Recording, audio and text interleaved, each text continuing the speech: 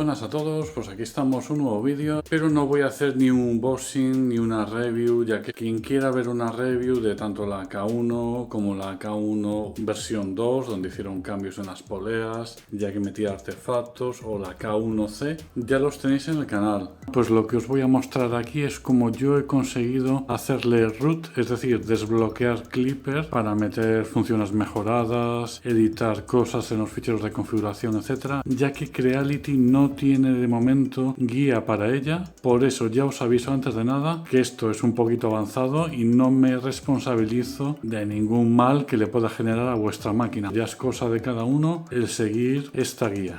Bueno, lo primero, después del primer testeo y conectarme a la Wi-Fi, actualizar.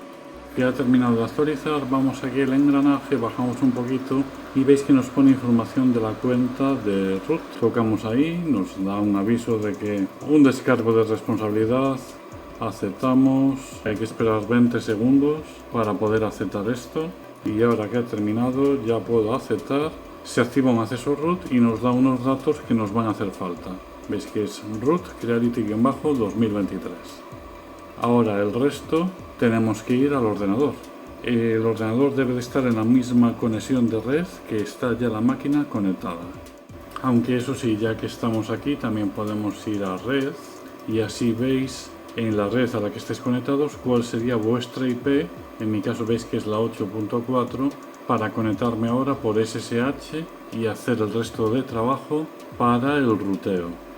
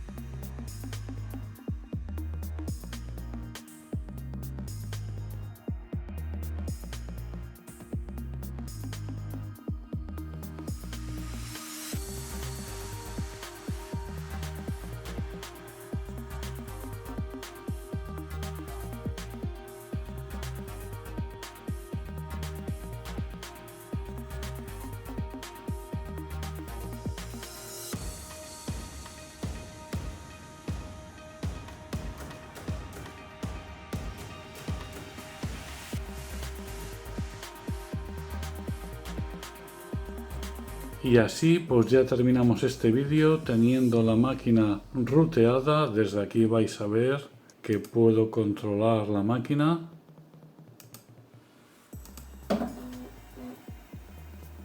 Ahí me han dado a hacer un homing en X.